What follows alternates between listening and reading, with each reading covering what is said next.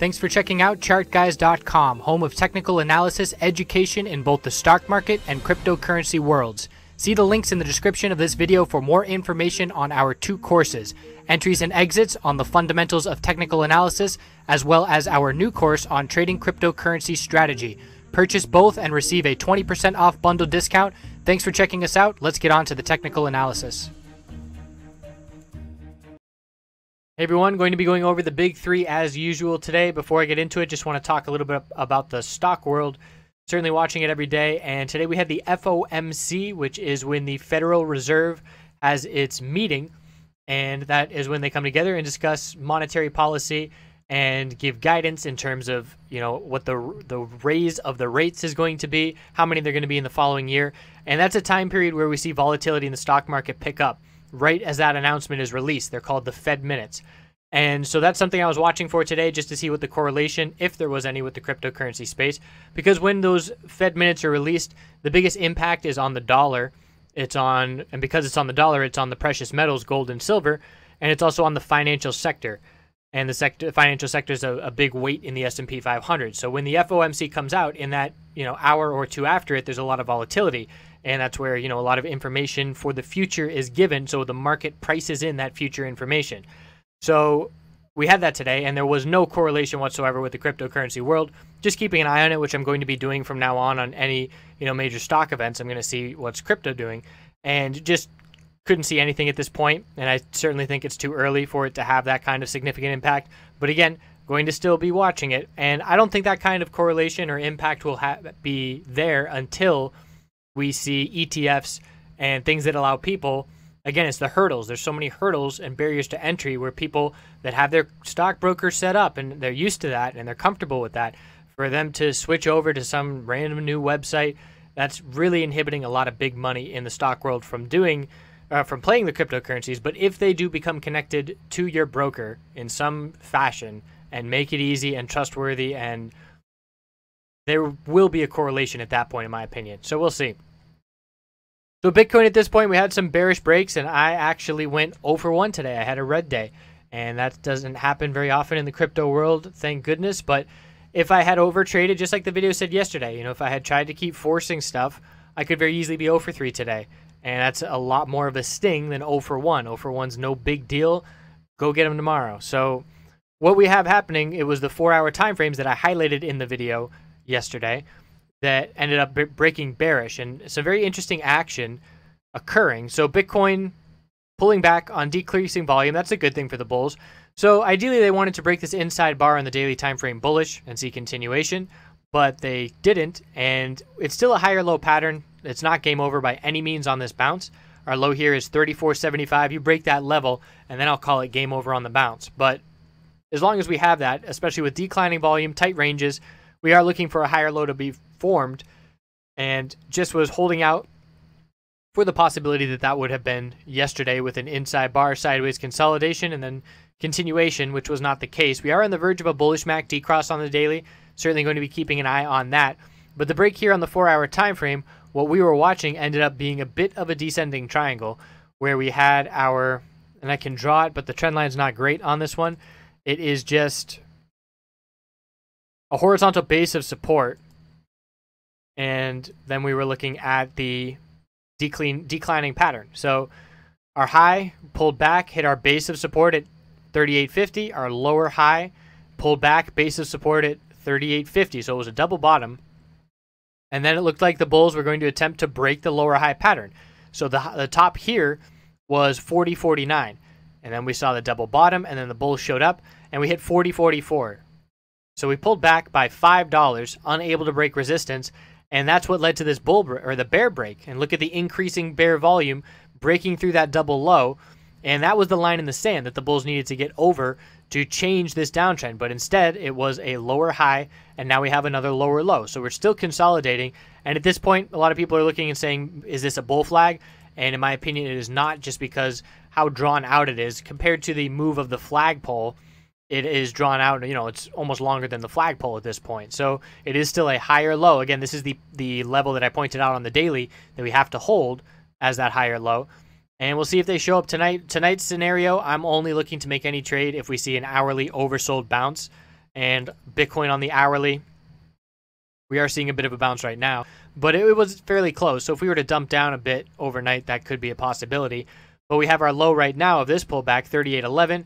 Our bounce attempt pulled back again, 38.20. So we have a higher low, and now the bulls have to break the high of this last little bounce attempt of 38.89 to try and regain some of this momentum back to 4,000.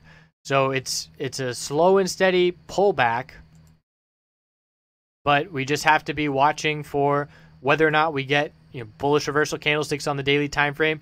And again, it's just this scenario. I'm not looking to, I'm just playing around with these trend lines while I'm talking here to see what stands out, but I'm not looking to force anything. I'm just going to be patiently waiting until the bulls clearly show up. And on the hourly time frame today, this was our morning where we had our big bull move over 2 hours, and then we consolidated for a while, and then another big bull move. So there was certainly a trade to be had there, but just people holding out for a bit more because we're used to a bit more with the volatility that the bounce did have. So at this point, we need some more volatility to show up, and you can see by the range of the daily candlesticks that's not really happening as we're shrinking up, which means shrink up that urge to trade.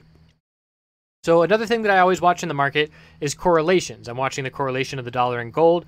I'm watching the correlation of the S&P 500, which is SPY. The ticker is SPY, just it tracks the S&P 500.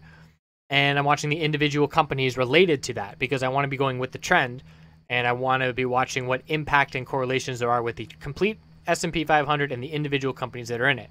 So how that relates to cryptocurrency is this Bitcoin correlation is very important to be paying attention to, because right now we had Bitcoin hit this double top and we had this lower high pattern that had just played out on the 4-hour time frame, but Ethereum had a bull break of the same pattern. And I was watching and playing Ethereum where we had our high, the low of the pullback, lower high. Instead of a double bottom, we formed a higher low, and then we did get a higher high. The resistance was 292.99, and we got up to 293.71. So certainly not a big bull break, but if you were looking at this chart alone, that would be a bullish signal that I would be looking for, to look for the bulls to show back up after this consolidation, after the big bull move, and that would have been a potential bull flag if we showed up there and saw the bulls break that resistance and follow through, but we didn't because Bitcoin hit this double top and a lower high by $5 and then rejected to a lower low. So that inhibited the bulls' ability to see any kind of trend continue on Ethereum. And I'm watching the 4-hour time frame, which is close to the bull MACD cross, and I'm watching the higher low pattern is still intact. So Bitcoin is weaker in that regard, and perhaps that ETH move gave it a bit more cushion on the pullback. But right now we have a clear lower low on Bitcoin, and we do not have that on Ethereum. So watching for this 4-hour, it's still a 4-hour tight pattern. We did break it by, $1, but not really seeing any follow through. The hourly pulling back down towards this support. Again, we would probably have to break these supports in order to see the hourly get oversold. So not sure that's going to be happening tonight. But watching the hourly time frame for the bulls to show back up. But really, you have to be checking Bitcoin. So when I saw that move occur on the 4-hour time frame for Ethereum, I was looking back at Bitcoin and saying, oh, that's not the green light yet. I'm only fully comfortable when both things are going in my favor. Just like if I'm trying to play Apple or Facebook stocks bullish, I want to make sure the overall S&P 500 is having a bullish day. So our Litecoin here, daily time frame, declining volume, healthy consolidation, looking to form a higher low of 47.87. We pulled up here to 50.41, and I got all these lines here because I was drawing a tightening range on the 4-hour time frame. And let me show you where my mindset was. I believe I drew these in the video yesterday, but our higher low was here, and then we had a couple lower highs right here on these bounce attempts. But now we're even tighter, and I would adjust these lines because we had a break of a support. I'd put it down there, and I'd drop this line down to our most recent lower high on the 4-hour time frame, just because I want to be tracking which lower high is the level the bulls have to break to turn this around. But again, it all depends on what Bitcoin is doing. And it's a very interesting scenario with these correlations because they do break when we have an influx of money, and that influx of money comes in when we see news. And the one thing that is very interesting about that correlation is that I don't foresee what's going to make it change unless there is consistently negative news and consistently positive news on one versus the other, where it's very consistent and it just goes on and on and on for a long time. Then we could see a break of that correlation. But right now, unless we see, again, just big news, big capital, we're going to be in this the majority of the time. This is going to be a strong correlation. The breaks that have happened recently have been very brief compared to the periods where we are very linked together. So that's something that we're going to always be monitoring. What is the correlation like? And you can do that with comparison charts, you know, BTC, ETH chart to see which is stronger and how they're trading relative to each other. But definitely something that I'm always watching for, because it gives us clues and it helps us be a little bit in sync with what the market is doing and how everything is interacting, because it is an organism in that regard where all of its working, moving parts, they're not, you know, isolated from each other. They all have some connectivity. So on Litecoin 4-hour time frame, we're looking at the same lower high, lower low pattern, and we did hit a lower low with Bitcoin. So again, Ethereum is the only one that has not done that. It is still holding higher lows. But we gave back a lot of this bull move, and we're just in a tight range. Remember how fun that bounce was? That was a lot of money real quick. But now it's just slow moves, and even you can just see this one candlestick. We're trading in about half of that candlestick's range, and we've been in that for days. So just tight trading. It's harder in terms of playing, you know, longer term trades, letting them ride for multiple hours or a day or two.